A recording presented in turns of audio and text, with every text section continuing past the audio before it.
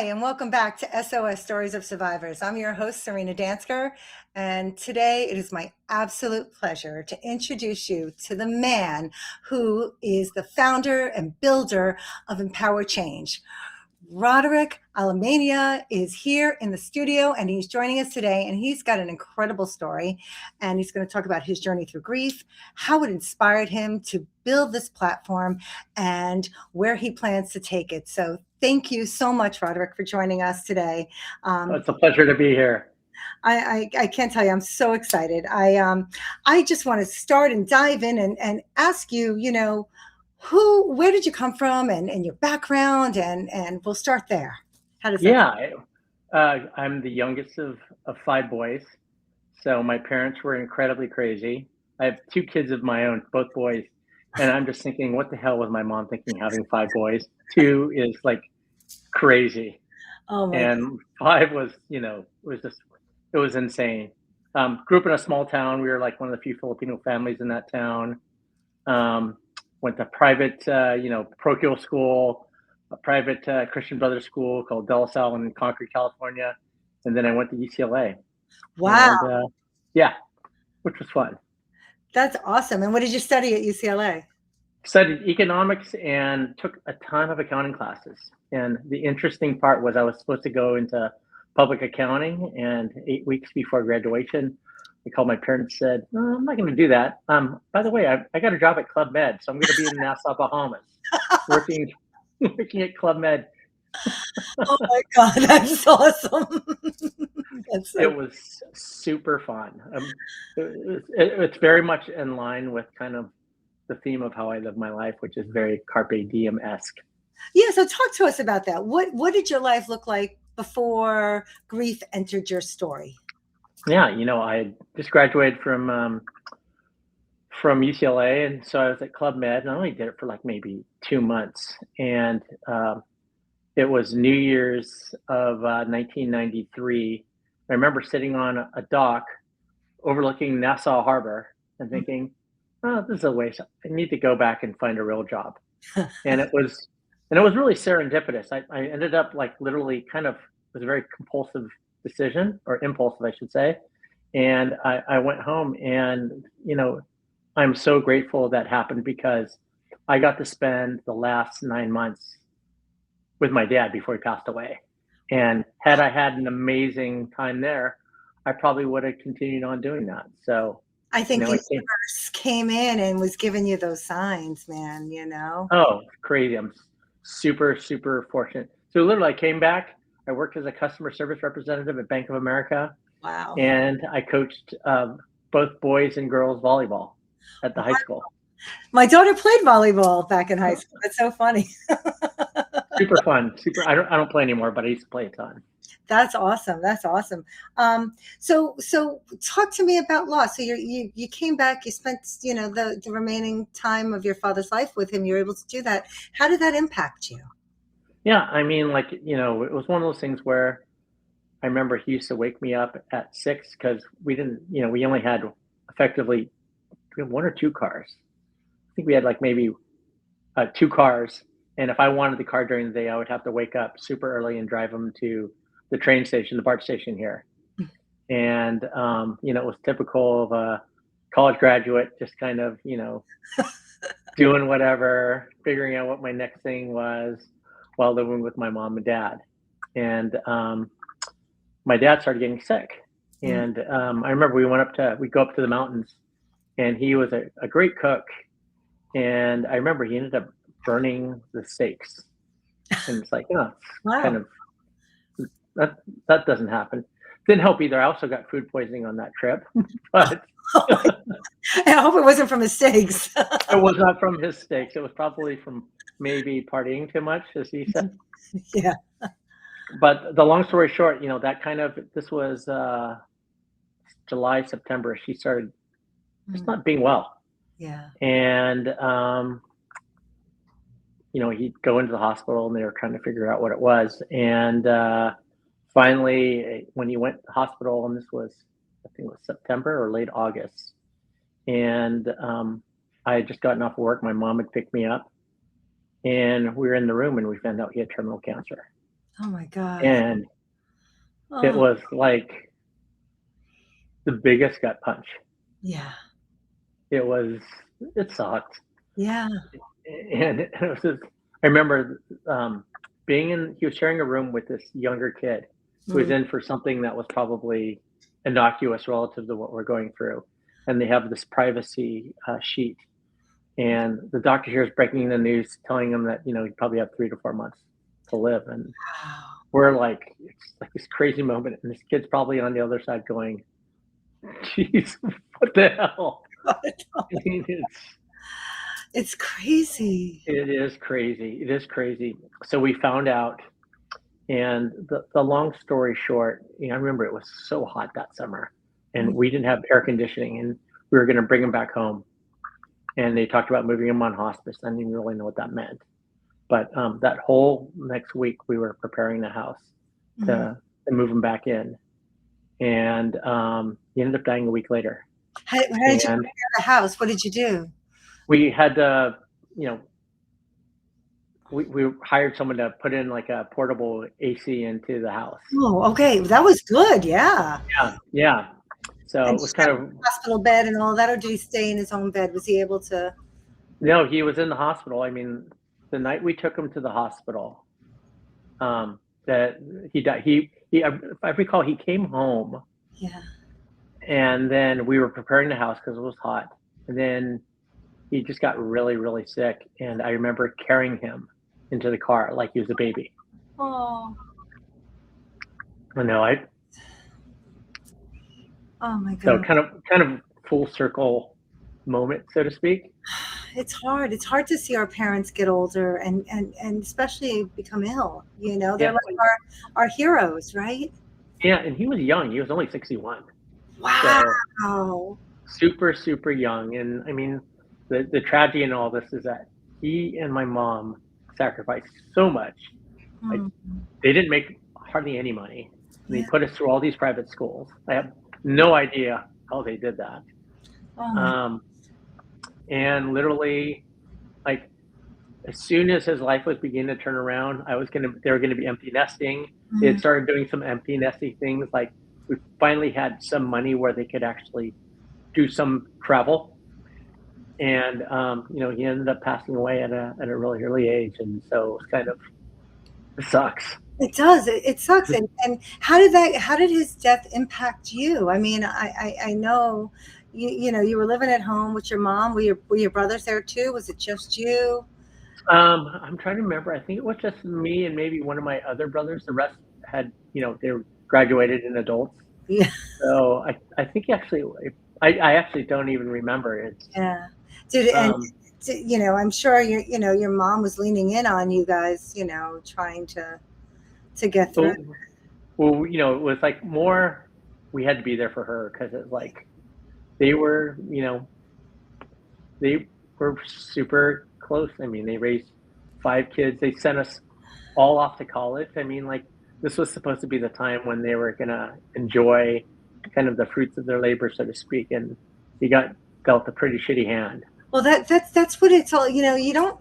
Life is crazy, right? It's a journey, but not everybody gets to live to be 100, right? That's right. That's And you have right. all these plans with your spouse, especially if you're married. For how many years were they married? They must have been married a long time. Yeah. I don't even know. Okay, that's it. I came from one of those families where, like, we had so many relatives. Yeah. Like, when I remember introducing my wife, and I would tell her, "Hey, if I ever introduce you to this person, it's because I don't know what their name is." And by the way, she's an aunt, but she's not really an aunt. But Well, yes, they're friends of the family. So your parents must have been married yeah, a long time, and then yeah, it's so hard because as you're losing your significant other in any way, you have all these plans, right? And then yeah, you have to pivot, and you're brokenhearted. So I can't imagine, what that was like for her. But thankfully, you were there and to support her and help her. yeah, absolutely. And so, did that, and like literally, my life changed pretty dramatically. I got a real job, not that a CSR is not a fake job, but I got a career job Wow. working in media, and I was an early employee of the search engine InfoSeek. Wow. And so, you know, I, quite frankly, I was one of those people in the internet back in, 1995, 96, who had this amazing windfall financially just because, I was working for this really successful company who went public. And, it was kind of nice. I was able to kind of like do stuff with my mom that we never could have dreamed of doing. Wow. That's Like I incredible. remember she loved Phantom of the Opera, and I remember bought her front row seats. Oh my God. You are a good son. Oh, thanks. Yeah, but That, unfortunately, this fun story turns dark. oh, She got diagnosed with lung cancer, and I think it was like 1996, 97 ish. so the, And oh, so, we just made the best of it. And I was her caregiver, and I was there when she passed away. wow. Um, and so, just like that, by 1998, I had lost both my parents, Oh my. and I wasn't even 30 yet. Wait, how did that hit you? I mean, wait, did you go through a time of darkness when losing them both, or did you bury yourself in work? How did you deal with that? What did you do? I probably buried myself in work. I mean, it was the internet heydays, Yeah, so like, there's a lot of work to be done.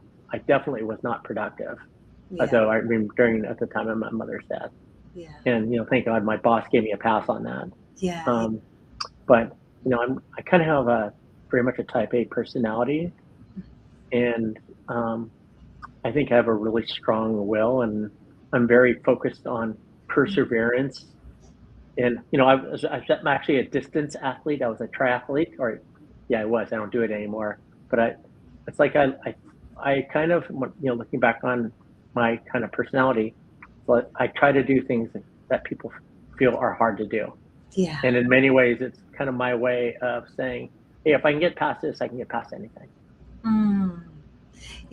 So did you find that this loss that losing both your parents, that it had a profound impact on you? What changed in your life? Did anything? Or Um, it's just that kind of, as when you lose someone, you unfortunately life has to go on, yeah, and many days you just survive the day, yeah, and you yeah. make you try to.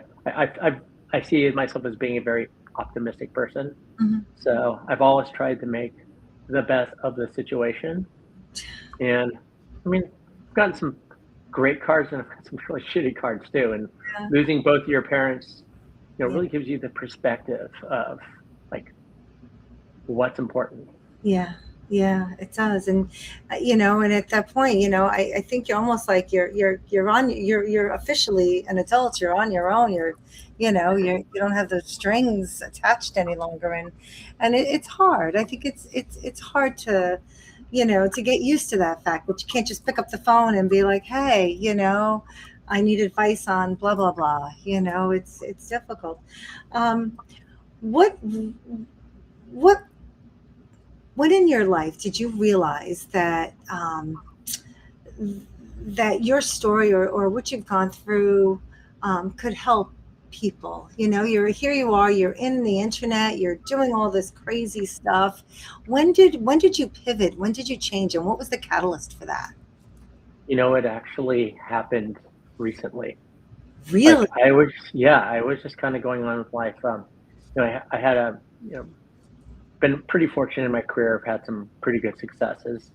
My wife is very successful also, and it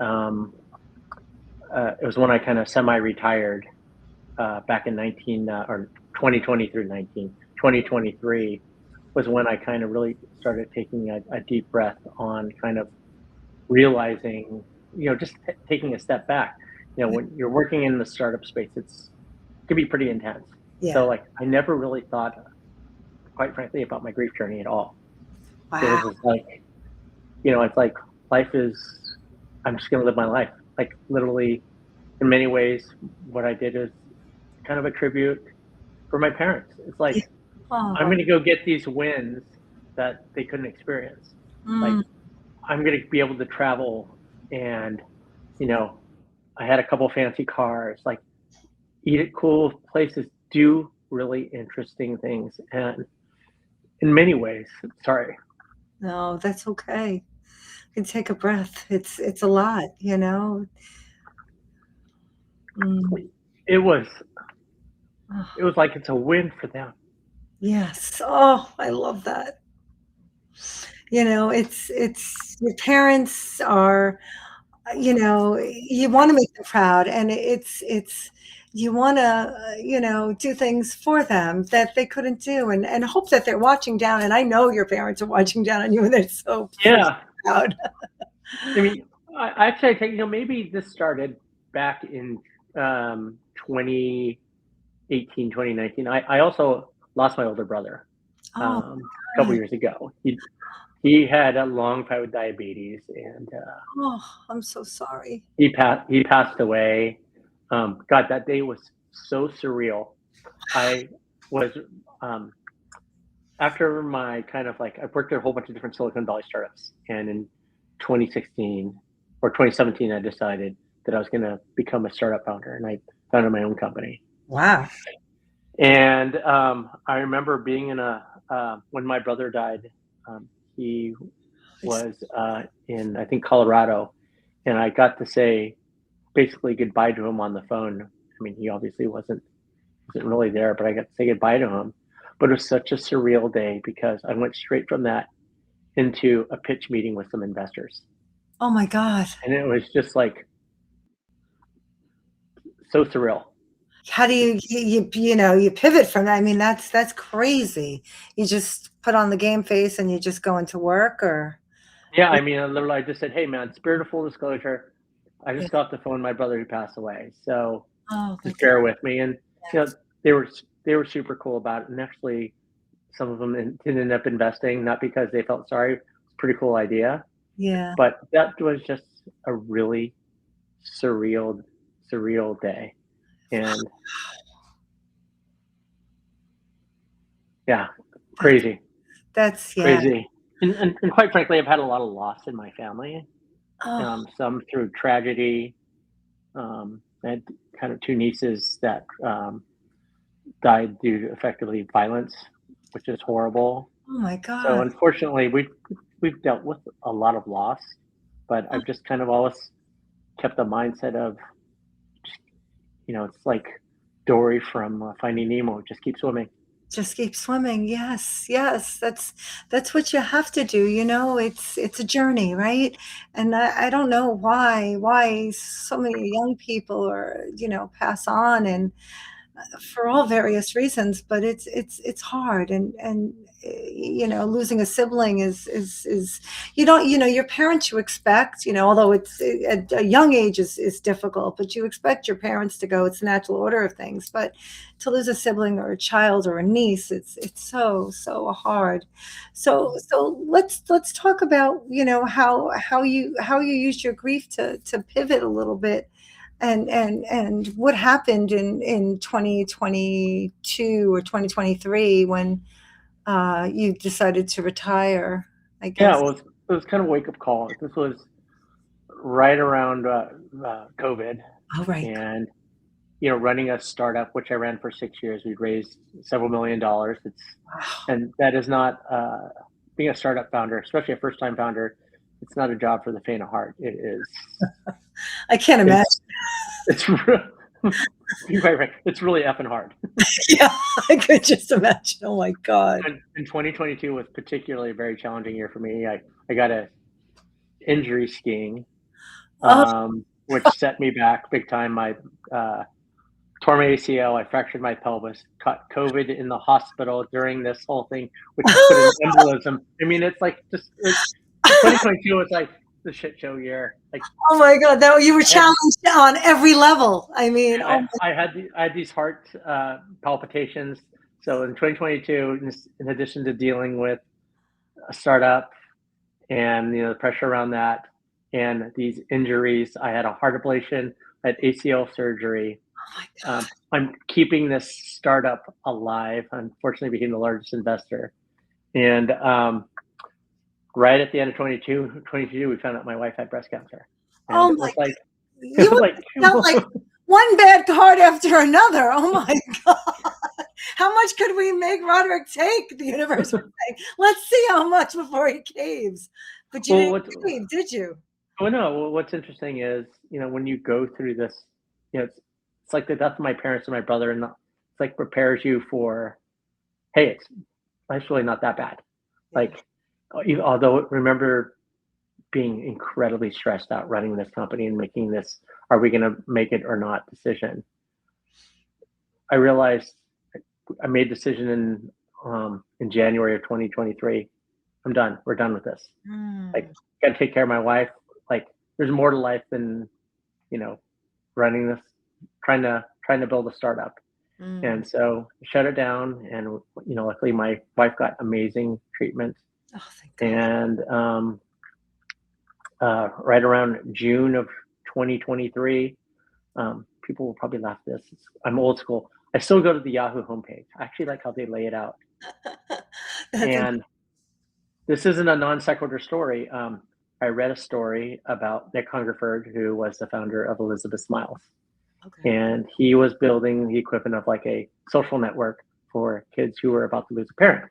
Oh, And wow. obviously, I was like, wow, that's pretty awesome. And I know how, even being a single, I know how shitty it is to Yeah. lose a parent. And so I literally went to their website, saw the info, sent them an email. Hey, my name's Roderick Alemania. Here's my LinkedIn. I've done some really cool stuff on the internet. I've built businesses. I see what you're trying to build. How can I help? Wow. And Jeff Kimball, who's my co-founder, who you also has also been on your show, Yes. responded to my email. And the sad part of the story, I never got an opportunity to meet Nick. Like within 2 weeks, he passed away. It was crazy. Wow. But I was helping Jeff with Elizabeth Smiles, and when they wound it down, Jeff and I, Jeff had been trying to get me to engage full time with them, and I said to him, "Hey, why don't we just create our own nonprofit, focus on grief?" Wow. And that was the start of Empower Change. Yeah, and that was the start of Empower Change. Yeah. How did how did you feel about like starting this, new endeavor at this, at this juncture? Yeah. Well, I told Jeff, hey, if we're going to do this, um, and by the way, Elizabeth Smiles was my first real experience working with a nonprofit. Okay. Um, I basically said, hey, like we need rock stars working here. Yeah. Like, I want to run it like a real like a startup, basically. Um, I don't want to be continuously fundraising because I felt like the nonprofits that I did have visibility to, and as I learned more about the nonprofit space, I feel like probably the majority of them spend about 80 to 90% of their time fundraising and about 10% of their time actually focus on their mission, Yeah. which absolutely sucks. I mean, Yeah. like it kind of, and having fundraised for the last 6 years for my startup, I said, okay, we're going to do this. We need to figure out like how can we make whatever we build scale, Mhm. and can it have a business model beyond getting donations?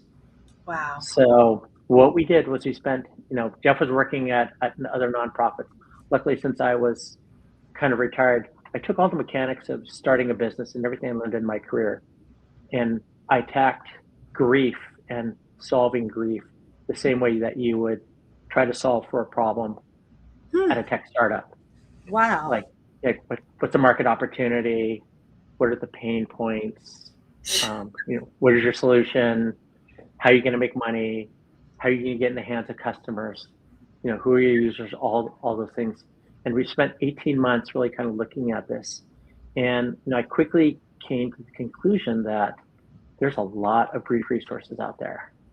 But Yeah. when you start looking at the statistics, what's interesting is that 7 out of 10 people who are going through grief don't do anything. They don't get any sort of help or support.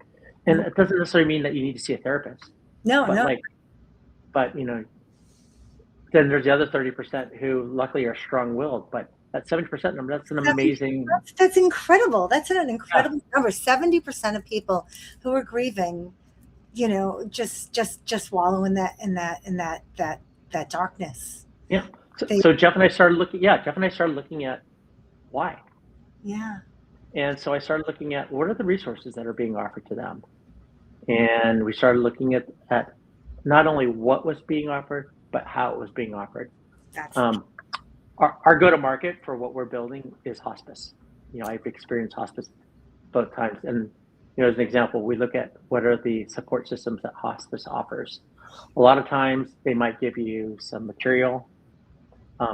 They'll make phone calls, but when you are going through grief, mm, you're like not operating at the same capacity. Like no. you just want to isolate. You want to, you don't want to. You need to be around people, but you don't want to be around people at the same time. Well, because you feel bad because you feel like you're a downer, Yeah, It's like you walk into a party and, it's like, oh, there's the woman who lost her son. It's yeah, it's immediate, like, party goes, you know. yeah, yeah. And plus, you're just kind of this whole grief mindset. Like you don't really process information that well. No. And when I started looking at kind of how we are trying to get people to get help, it's Mm, totally broken. yeah, Like you can have the best bereavement coordinator at a hospice and they have the best heart, but if you're not ready to talk to them because of where you are mentally, yeah, they're never going to break through to you. And I mean, look at the context. They don't know you. right. You're there to help them, but like you're having a hard time helping yourself. Yeah. If you're given information, a lot of times the information that I've seen can be very clinical. I'm not saying all of it is. Um, it can Focus on be, the information too, because I can't tell you how many times with my mother, who's going through stuff right now, they give you like a packet. I don't have time to sit there and read through everything. I don't have the mental capacity to understand everything I'm reading either. yeah, You know, that's exactly right. It's too much information for the grieving mind. yeah, It yeah. really is. So what Jeff and I decided was, what our mission is to effectively make grief support Mm, um, more approachable and accessible. And mm, another thing, when you look at how grief support is, look at, for example, if you're working for a company, you have an employee assistance program, an EAP. mhm, And I looked at the EAP's grief counseling services. mhm. And sometimes they're PDFs that are just, they're just poor. It's just poor execution at the end of the day. Like poor execution. And so the problem we're trying to solve, and a lot of times it's only meant for the person working where there might be a family member who needs this. And Right. so accessibility is the other issue. It's like Yes. with hospice, main point of contact. Well, if you're coming from a big family, there's a lot of people grieving that need to be served. Yeah. Yeah. It's not like I'm going to say, hey, dude, check out this. Hey, bro, here's a pamphlet. Yeah. Yeah, right. Exactly. It's hard. Wow. So how do you support people? How does Empower change the way the world is working right now? Well, the crazy part is a lot of the grief support is being done. I mean, there's a lot of stuff being done online, but nobody's going to it. Yeah. We're fixing the problem that nobody's going to it. So we're not actually creating the support services themselves, but what we're doing is we're creating almost like the catalyst so people actually start using them. Mm. And the way we're doing that is basically guiding someone through kind of the bereavement process, whether I it's got chills. before, Wow. before the person enters hospice, they could be in palliative care. I mean, this is part of our vision. There's a lot of obstacles you have to face, or they're just entering hospice, or even post hospice. A lot of bereavement care doesn't happen until the person's died. But Mm, as you know, when someone it's like your mother, like yeah. she's going like when you find out someone's on their last, if they're in hospice, Yeah. you've already started grieving. Yes. Yes. You grieve as soon as they're not the person that that raised you, that they're not them, and it's heartbreaking. I got to tell you, Yeah. Rod, every time I visit my mother every day in these hospitals and nursing cares, and it just breaks my heart. It's just devastating. It really is. Yeah. Yeah. So what we're trying to build is really kind of think of it like a media company Okay. where we're personalizing the grieving experience. We're starting with hospice. So with Mm, hospice, we know someone's going to pass away. We know what their family, if they have family, if they have kids. The hospices know this. Um, we probably have some knowledge of like what are their religious beliefs or their values. okay. And the idea is instead of engaging them on our time, which is, hey, I'm a bereavement counselor. You want Right. to talk now? Let's just put it online. Most of this stuff isn't online. Okay. And if it's online, it's not done in a very kind of native fashion. Right. Like our vision is if we know that the person is a Asian man who lost his wife who has two kids, we're going to what we've done is we've mapped out the journey of all the things that you need to do, not Mhm. just around bereavement, but around, hey, do you Wow. have your affairs settled? What are the things, how do I tell work? How do I tell my kids? All those things. We basically kind of created the journey. And what we're creating is almost like a video tutorial, except for the person who's going to take you through the video tutorial kind of knows your circumstance. It's like, hey, if it's an Asian man, ideally it's an Asian man who's basically saying, hey, dude, I've gone through the same thing. It Yeah. sucks. Yeah. And I mean, and our first thing isn't about giving advice. We say grief doesn't begin with advice; it begins with feeling understood. And so, Yes. step one is to tell the person, "Hey, man, we understand you. We're giving you this personalized experience. We understand you, Yeah. and you know what? This sucks, but you are going to get through it. And let me give you let me give you kind of all the things that you need to do." So we're creating really short form, almost like TikTok videos, short form video modules, walking people when they're ready on their time with someone who's kind of looks and feels like them, taking them through the process. And we're not hiring actors, we're finding people from the community who have been through this. And one thing that's amazing about the grief community is that people who've gone through grief that Yeah. are further down that path want to help the people that are just starting down the path. Absolutely. That's why I do this. This is a platform to help people. And Yeah. that's why, your story is amazing. It's so cutting edge and really, really needed in this community for people. I mean, truly, Roderick, this is brilliant. I mean, Well, thank you we so much. uh, Thanks. yeah. The thing that the thing that's been amazing about this whole experience, I've sold advertising on the internet, and I've worked for different SaaS companies, and this is the first time in my whole career where we connected two people who had similar experiences with grief, and never before in my life have I said, "Wow, what I did actually was meaningful to someone." Like really, really meaningful. It's it's Pretty it cool. it is so friggin' cool. It really is because you need that. You need community. I mean, I think in all of the struggles throughout my life, what's gotten me through them is my community, my friends, the people, my town, my church. Those communities are who help me get back up and wipe the dirt off my knees and make that movement forward one step at a time because I had support, I had community, and it's so important for resilience to how do you bounce back when you've been knocked down so many times in your life?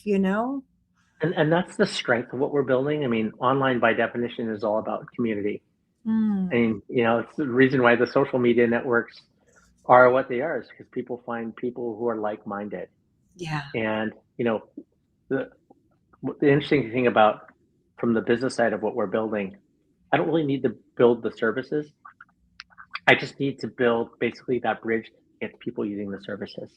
Like yeah, I don't even have to start an online community. The communities are out there. People just need to find them and be connected with them. yes, yes, So that's what we're doing on the product side. But as I mentioned, we have to build a product that can someone wants to pay money for. right, right, And this brought up the interesting question, and that's why we spent so much time on building this business. It's who is our user versus who is our customer. Oh, And, our user is anyone grieving, yeah. but our customer, and this is one thing about running, about building a business, um, you need customers Yeah. to stay in business. Small You little detail. and that's a hard part about nonprofits. They're reliant on donations all the time.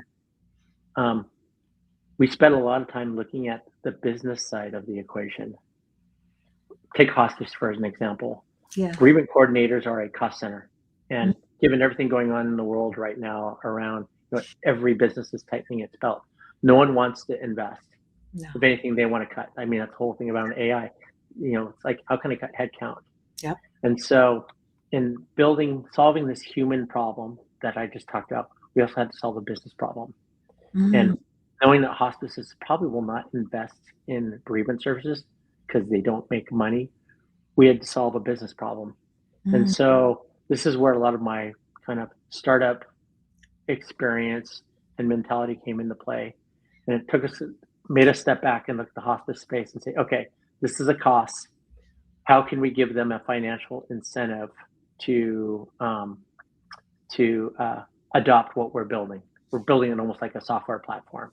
Right. And when we started looking at how hospices acquire customers, and they call it census, we call it customer acquisition. They call it census growth. Yeah. The service we're building can actually aid them in acquiring new customers, because now they can start offering services before someone's even a customer of theirs. Like, hey, if you're going through grief, here's a free resource that we have. So now we're directly tying the support that we're building to Wow. a business objective. The other interesting component about this, and not to sound like an obtuse capitalist, but there is a boatload and it is a massive market for afterlife, post-life services, Yeah. whether it be state attorneys, funeral homes. My God. I mean, you've been through that. There's so many different services. And, again, looking at this obtusely, in many ways, I had to compartmentalize this. It's like, if I'm able to build a distribution through these hospices, there's a media monetization opportunity where we can sell sponsorships and those sorts of things, and they can effectively fund the platform. Wow. So for the hospices, I'm giving them something that gives their patients better care to help them acquire customers. They don't have to hire additional headcount. No. And the thing is, effectively what I'm building is an old school media company online.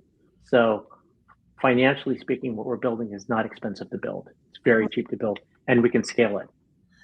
It's just brilliant.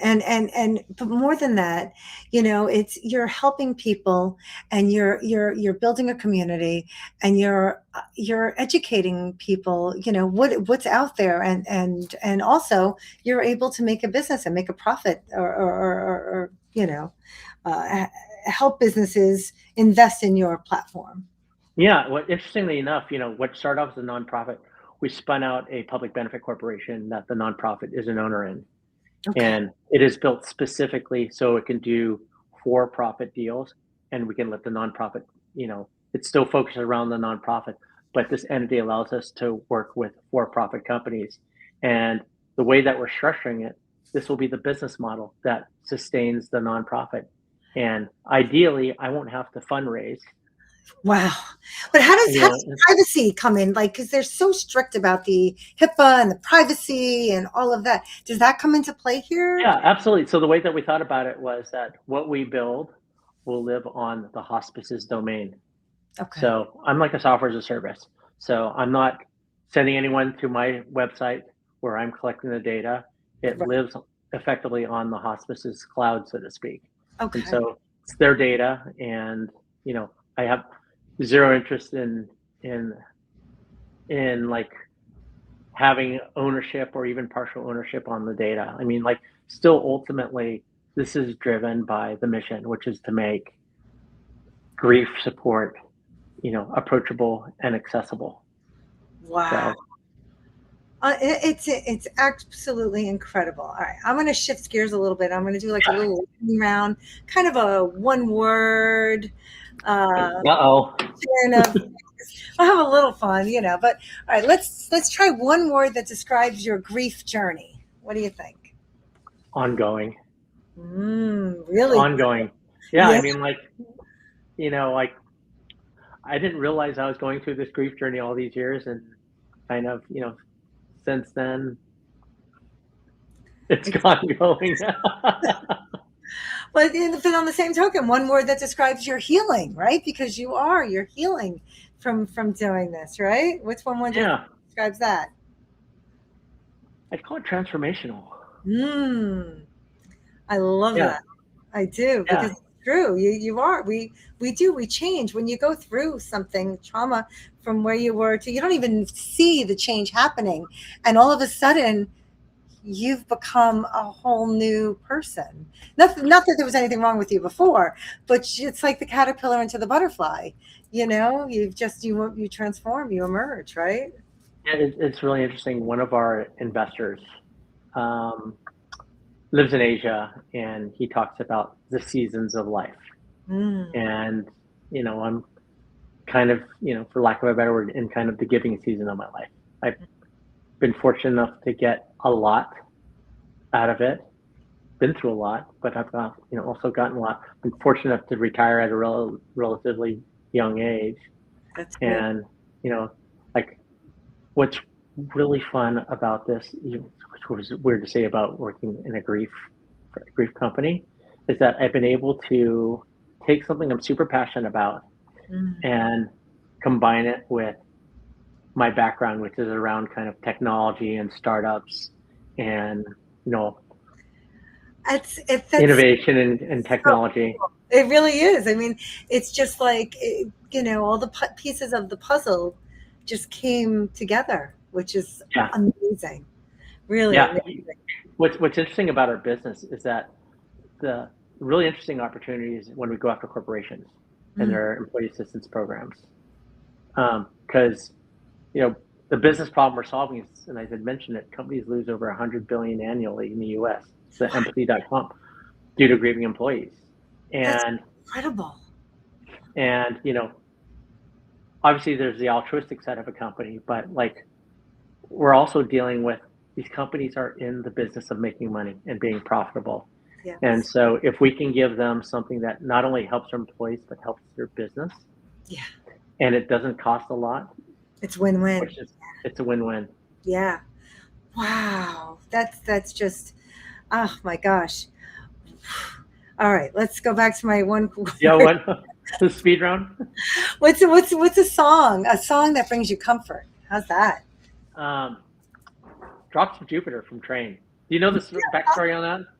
Yeah, well, like, that was with his wife, right? That was, No, his mother. This is his oh, mom. it's his mother. Yeah, Tell yeah, me, tell me, because do you yeah, know? yeah.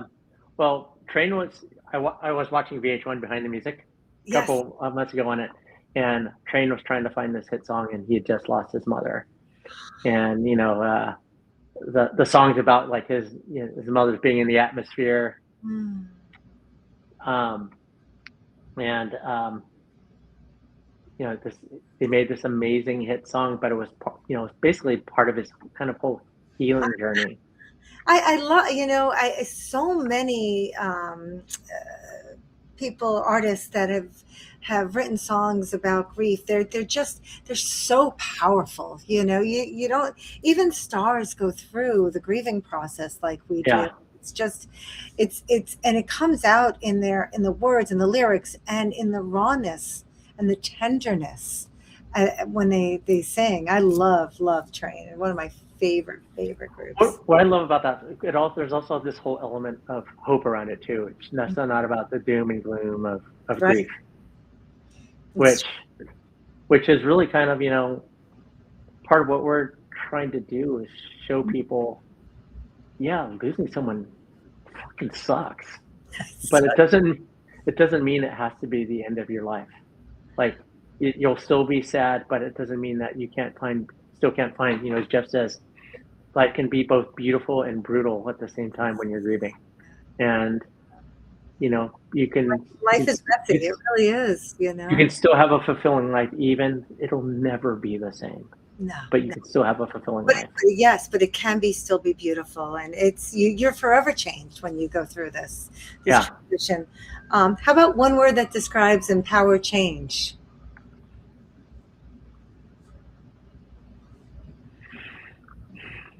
authentic. Ooh, I like that. This isn't about my condolences, thoughts, and prayers. This No. is about us saying, "Hey, man, this sucks, but you Yeah. know what? Let me get you through it. I, Wow. I'm going through just what I've already gone through what you, and yeah, it absolutely sucks. But let me tell you all the things that you need to think about. But let me tell you about it in a way where you can digest it, and if you forget it, you can go back to it, and Yeah. it's done in just like a way that's just totally approachable. That's so great. So awesome. I, It, I I think this is going to be really important for men because yes. as men, we, you know, men are men. We have this machismo bullshit. I mean, You don't show your vulnerability. I mean, that's the thing. You haven't been raised that way. You guys all hold it all in, whereas women, we're allowed to be vulnerable. We're allowed to let it out. You guys, I feel it's detrimental to your health because you shoulder so much and you hold it all in. yeah. I mean, obviously it's gotten a lot better. People are a lot more forthcoming. Like, I don't stress out telling people, yeah, I see a therapist. Before it'd be like, oh, why are you seeing a shrink, man? Now it's like, who doesn't? Yeah, yes, exactly. Exactly. That's Yeah, amazing. I know. Men need this. Men need that support. It's we all need support, but I think, yeah, the men need it more right now, you know. yeah. Absolutely. And I always applaud, when people who are kind of famous, whether it be an entertainment athlete, when they show that vulnerability, because you're just like, well, shit, man, that person, that dude, or that woman who's amazing is going through it. They're all going through it. Yeah. Grief affects all of us, every one of us. I don't care who you are, what you do for a living, and it doesn't matter how old you are. It doesn't discriminate. It just affects all of us. Yeah, It's that's part of 100%. the journey, right? I think it's all part of our journey. We go through, some of us go through more than others, but we all have our crosses to bear, if you will. Yeah, absolutely, Um, what, absolutely. what do you wish people understood about grief? Um, it's cyclical. Hmm. It comes and goes. It's not like, all right, your mom or your dad or your brother passed away, and in 6 months you're going to be like, no, like, it doesn't work that way. No, And you can't feel guilty if you have great days. no. Like, it's unfortunately life goes on. Life's for the living, and Yes. like, take advantage of it Yeah. because you're fortunate to still be alive. Yes, exactly. Exactly. And keep their memory alive, Yeah, tell stories about them, keep their their spirit alive, because I believe their spirit surrounds us always, that their energy is still here. And it's just in a different form now. And if someone was listening right now that feels broken by grief, what would you want them to know? you can still live a fulfilling life. Mm, You know, that's so true. you still can live a fulfilling life. Oh my Um, gosh. you know, I still don't know if I properly mourned it. My first advisor, who was one of my close friends, a guy named Carter Lipscomb, passed away last year. He Oh, was he was on my board of Empower Change, oh wow. and he had the biggest personality. Oh my God, this guy had such a massive personality. Like, he'd always say stuff like, "Sound like Donkey Kong." I mean, he was just amazing. He worked in the video game industry, and any of my video game friends who hear me talking about this are like, "Yeah, Carter was he was just awesome." And um, it was a tough loss for all of us. Yeah. But even with his passing, life's gone on, and there's been some good things that have actually happened. So it's, going through grief doesn't mean it's time to throw in the towel. If No. anything, it's get your ass up and start living your life. Yeah. Yeah. Because, yeah, it's life. There's no guarantee that tomorrow's coming, right? No, there's none whatsoever. No. None whatsoever. And you know what? Like, focus on what you can control. Like, Mm. like when I look back on Carter, I think, oh man, I should have done this with him. Well, you know Mm. what? I didn't. Like, Yeah. he was traveling, and I didn't get a chance to connect with him before he passed away, because obviously I didn't know he was going to pass away. Of course. But you can't live with the what ifs. It's not going to do you No. any damn It's a good. rabbit hole, man. It's a rabbit hole that there's just you bury yourself in that. Yeah, there's no shoulda, coulda, wouldas. It's you just gotta you can't change the past, and dwelling in it does nothing for you. You can Yeah, learn from it, and live for today. I mean, even sometimes I see the younger people, my kids included, they're so focused on the future, they forget to enjoy the moment, the present. And these are important times, it, especially because tomorrow's not guaranteed. it's like the people who stress about the Christmas as a holiday meal. And it's like, enjoy being around the people you are. Yeah. Who gives a shit if you're eating on fine china or paper plates? Just enjoy the people I you're eat there. fine china every day for my everyday plates. Why not? I put them in the dishwasher, and Yeah. it's a holiday every day.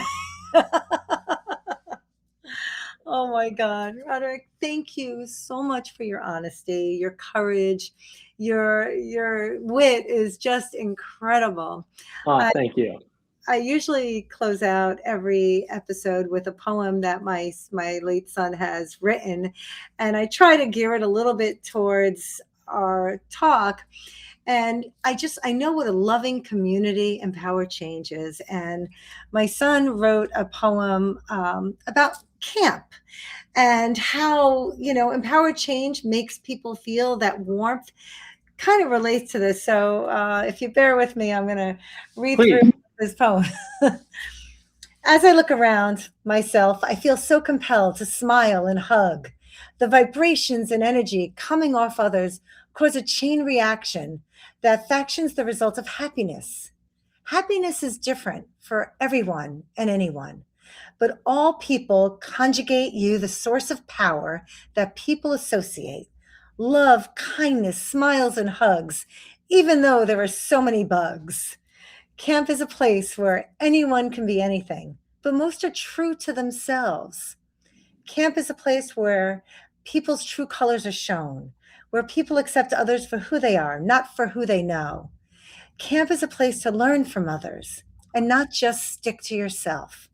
The concept of acceptance is easy to grasp, but not to execute. Most people just reboot, go back to the lines that society draws for them. Most people can't comprehend how a few nice words could mend a broken soul that almost feel off the deep end. Can't people know this? And now you do too. Spread the word to stop the impending doom that so many souls see so soon. So he was 15 years old when he would write his heart out. And this Oh is my God, he was 15 when he wrote that? Especially for a boy. Wow. That's yeah, amazing. yeah. He was a deep soul. He was an old soul, I like to think. And I love that this episode that we're sharing is showing you that grief is not the end of a story. It's the beginning of a new one. It's the beginning of hope, and I'm so grateful for you. Oh, thank you so much for having me. I really appreciate it. And it was such a pleasure talking with you.